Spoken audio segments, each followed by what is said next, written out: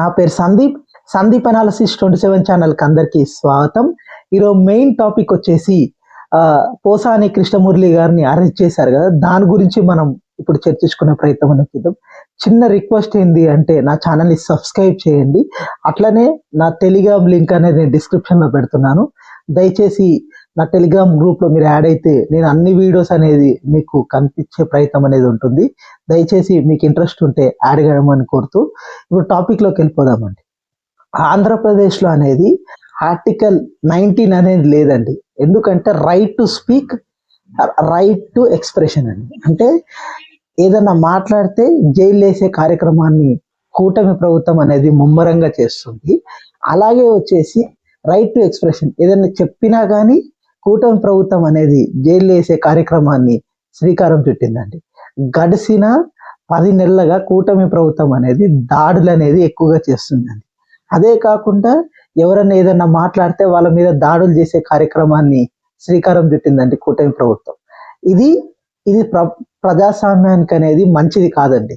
ఎందుకు అంటే ఇప్పుడు ఈ కూటమి ప్రభుత్వం అనేది ఇంత దుర్మార్గం అనేది చేయడం వల్ల నెక్స్ట్ వచ్చే ప్రభుత్వాలు కూడా వీళ్ళనే ఫాలో అయ్యే అవకాశం అనేది ఎక్కువగా ఉంటుందండి. అంటే ఇప్పుడు తెలుగుదేశం, జనసేన, భారతీయ జనతా పార్టీ ప్రభుత్వం అనేది ఆంధ్రప్రదేశ్లో ఉంది. చిన్న వ్యాఖ్య చేస్తే సోషల్ మీడియా కేసెస్ అనేది పెట్టేసి లోపలేసే కార్యక్రమాన్ని కూటమి ప్రభుత్వం అనేది చేస్తుంది. ఇది ఎంతవరకు కరెక్ట్ అనేది ఒక్కసారి ఆ కూటమి ప్రభుత్వం ఒక్కసారి ఆలోచించుకునే ప్రయత్నం అనేది చేయాలండి. ఎందుకంటే రైట్ టు స్పీక్ అంటే రాజ్యాంగంలో మన స్వేచ్ఛగా మాట్లాడే హక్కు లేకపోయినప్పుడు ఇప్పుడు ఏం మాట్లాడినా కానీ కేసులు, దాడులు, అరెస్ట్ చేయడం అనేది కరెక్ట్ కాదు.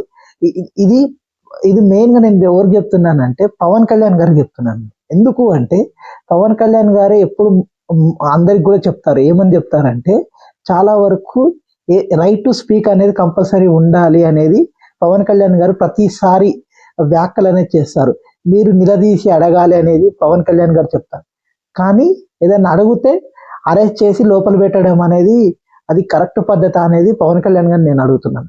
అదే కాకుండా ఇప్పుడు వీళ్ళు ఇలా చేయడం వల్ల ఇది కక్ష రాజకీయాలకే ఎక్కువగా దోహదపడుతుందండి. కూటమి అనేది చాలా వరకు ఈ కక్ష రాజకీయాలని మరొకసారి ఆపాలని నేను కూటమి ప్రభుత్వానికి కూడా చెప్తున్నాను. ఎందుకు అంటే ఇలాంటి కక్ష రాజకీయాలను ఎక్కువ ఎంకరేజ్ చేయడం వల్ల ఇప్పుడు ప్రభుత్వం 5 ఏళ్ల తర్వాత మారిన తర్వాత ఇప్పుడు వేరే ప్రభుత్వం వచ్చింది అనుకోండి, వాళ్ళు ఇంకా దీనికన్నా ఎక్కువగా దీన్ని సోషల్ మీడియా కేసెస్ని ఉపయోగించుకునే ప్రయత్నం అనేది ఎక్కువగా ఉంటుంది. అలాగే వచ్చేసి వాళ్ళు ఇంకెక్కువ ఆస్తి నష్టం అనేది ఎక్కువ చేసే ప్రయత్నం అనేది ఉంటుందండి. దయచేసి కూటమి ప్రభుత్వానికి నేను ఒకసారి చెప్తున్నాను, ఈ కక్ష రాజకీయాలు అనేది కంపల్సరీ ఆపాల్సిన అవసరం అనేది ఎక్కువగా ఉందండి.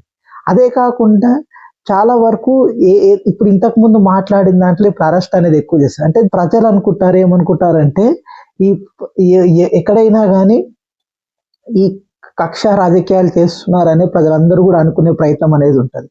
అలాగే వచ్చేసి ఇంతకు ముందు వీళ్ళు ఇలాంటి పనులు చేశారు కాబట్టి మీకు ఓటు అనేది కూటమి ప్రభుత్వానికి వేశారండి. పవన్ కళ్యాణ్ గారు ఇలాంటి రాజకీయాలు చేస్తారని నేను ఎప్పుడు అనుకోలేదు. ఎందుకు అంటే ఒక ట్రాన్స్ఫర్మేషన్కి వచ్చిన వ్యక్తి ఇప్పుడు ఈ మురికి రాజకీయాల్లోనే ఎక్కువగా ఉండిపోవడం అనేది ఎంతవరకు కరెక్ట్ అనేది పవన్ కళ్యాణ్ గారు చూడాలి. ఎందుకంటే ఈ మురికి రాజకీయాల్లో ఉన్నప్పుడు కొత్త రాజకీయాన్ని ఎట్లా సృష్టించగలరు? అదే కాకుండా అంతేకాకుండా పవన్ కళ్యాణ్ గారు ఎప్పుడు ఒక మాట అంటుంటారు, ఏమంటారంటే ఒక మార్పుని తీసుకొచ్చే ప్రయత్నం అనేది చేయాలనేది పవన్ కళ్యాణ్ గారి ప్రధాన లక్ష్యం. కానీ ఇలాంటి దాడులని ఎంకరేజ్ చేయడం వల్ల ఎలాంటి మార్పుని తీసుకొచ్చే ప్రయత్నం అనేది ఉండదండి. ఆంధ్రప్రదేశ్లో డెవలప్మెంట్లో కూడా అంతగా ఏమి చేయలేదు. సూపర్ 6లో కూడా అంతగా ఎలాంటి 2-3 మాత్రమే అమలు చేసే కార్యక్రమాన్ని చేశారు. మిగతాది అమలు చేయట్లేరు. దీంట్లో కూడా ప్రజల్లో వ్యతిరేకత అనేది వచ్చిందండి. అదే కాకుండా ఈ అక్రమ అరెస్టుల వల్ల ప్రజల్లో కూడా విరక్తి ఎక్కువగా ఉండే అవకాశం అనేది ఉంది. అదే కాకుండా ప్రజల్లో కూడా చాలా వరకు ఈ వ్యతిరేకత అనేది ఎక్కువగా స్టార్ట్ అయిందండి కూటమి ప్రభుత్వం మీద. ఎందుకంటే 10 నెలలు అయింది వచ్చి వాళ్ళు, అయినా కానీ ఇంత వ్యతిరేకత అనేది ఎక్కువగా వచ్చిందండి. ఎందుకు అంటే వీళ్ళు ఇచ్చిన హామీలని ఎక్కడా కూడా తీర్చే కార్యక్రమాన్ని కూటమి ప్రభుత్వం చేయట్లేదు. అంటే చేస్తున్నాము అని అంటున్నారు, కానీ ఇది ఓన్లీ పేపర్స్ వరకే ఉంది. కానీ ఇది ఆచరణలో గ్రౌండ్ లెవెల్ అనేది జరగట్లేదు. అదే కాకుండా అదే కాకుండా చాలా వరకు ఎక్కడికి పోయినా కానీ దాడులు చేసే కార్యక్రమాన్ని ఎక్కువగా చేస్తున్నారండి కూటమి ప్రభుత్వం. దీనిలో తెలుగుదేశం పార్టీ అనేది మెయిన్గా ఎక్కువగా చేస్తున్నారు. దీనివల్ల మెయిన్గా ఆంధ్రప్రదేశ్ ప్రజలకి నష్టం. ఎందుకు అంటే ఇప్పుడు అభివృద్ధి జరగాలి అంటే ఈ కక్ష రాజకీయాలను ఎప్పుడైతే ఆపుతారో అప్పుడే అభివృద్ధి అనేది జరుగుద్ది. ఈ అభివృద్ధి జరిగే కార్యక్రమాన్ని అసలు చేయట్లేరు వీళ్ళు. ఎందుకు అంటే చంద్రబాబు గారు ఎప్పుడు ఒక మాట అంటుంటారు, అడ్మినిస్ట్రేషన్ నా వల్లనే వచ్చింది అని అంటుంటారు. కానీ ఇలాంటి దాడులు చేయడం అనేది అడ్మినిస్ట్రేషనా? అదే కాకుండా ఇంకోటి ఏంటంటే ఆంధ్రప్రదేశ్ డెవలప్ కావాలంటే ఇలాంటి దాడులు చేయడము, ఆస్తులు లాక్కోవడము, దీనివల్ల ఇన్వెస్టర్లు అనే వాళ్ళు వస్తారా ఆంధ్రప్రదేశ్కి? ఒక్కసారి కూటమి ప్రభుత్వం ఒక్కసారి ఆలోచించే ప్రయత్నం అనేది చేయాలండి. అదే కాకుండా చాలా వరకు ఇప్పుడు అక్రమ కేసులు అనేది పెడుతున్నారు. అవి నిలిచే కేసులు కావు. అవి ఇప్పుడు సోషల్ మీడియాలో ఏదైనా వ్యాఖ్య చేస్తే తిట్టినంత మాత్రాన ఆ కేసు అనేది నిలబడతాయా? నిలబడే కార్యక్రమం అనేది ఉండదండి. మహా అంటే ఒక నెల 2 నెలలు అనేది కేసు జైలు అనేది ఉండే అవకాశం అనేది ఉంటుంది. కానీ దాని తర్వాత వాళ్ళలాగా వచ్చే అవకాశం అనేది ఉంటుంది. ఎందుకు అంటే ఈ కేసు అనేది ఉండవండి, సీరియస్ కేసు అని ఉండవు. మెయిన్గా వచ్చేసి ఏమైనా ద్వేషద్రోహము అలా కాకుండా ఏదన్నా రెచ్చగొట్టే వ్యాఖ్యలు, అంటే దేశం గురించి రెచ్చగొట్టే వ్యాఖ్యలు ఏమైనా చేస్తే దాని మీద సివియర్ కేసు అన్నది. ఇప్పుడు పెడుతున్న కేసెస్ కూడా అలాంటి కేసెసే ఈ కూటమి ప్రభుత్వం అనేది పెడుతుంది. అంటే ఇంత దుర్మార్గమైన పని అనేది చేయడం అనేది కరెక్ట్ కాదు. అదే కాకుండా పవన్ కళ్యాణ్ గారిని నేను రిక్వెస్ట్ అనేది ఎందుకు చేస్తున్నాను అంటే మెయిన్గా ఇలాంటి దాడులు ఆపాల్సిన అవసరం అనేది, అంటే పవన్ కళ్యాణ్ గారి మీద ఇలాంటివి చేస్తారని నేను ఎప్పుడు కూడా పవన్ కళ్యాణ్ గారి మీద నేను ఎక్స్పెక్ట్ చేయలేదు. ఎందుకంటే ఒక ట్రాన్స్ఫర్మేషన్ కోసం వచ్చిన వ్యక్తి పవన్ కళ్యాణ్ గారు. అదే కాకుండా పవన్ కళ్యాణ్ గారు ఏదో ఒకటి మార్చాలి, డెవలప్మెంట్ చేయాలి అని వచ్చిన వ్యక్తి పవన్ కళ్యాణ్ గారే ఎంకరేజ్ చేయడం అనేది ఇది ఎంతవరకు కరెక్ట్ అనేది ఒక్కసారి పవన్ కళ్యాణ్ గారిని నేను చెప్తున్నాను. ఎందుకంటే పవన్ కళ్యాణ్ గారికి చెప్తున్నాను. ఎందుకంటే పవన్ కళ్యాణ్ గారిని నేను చూశాను 2014లో 2019లో, అంటే అధికారం వస్తే నేను ట్రాన్స్ఫర్మేషన్ తీసుకొని వస్తా అని చెప్పి అధికారంలోకి వచ్చారండి మొన్నటి 2024 ఎన్నికల్లో.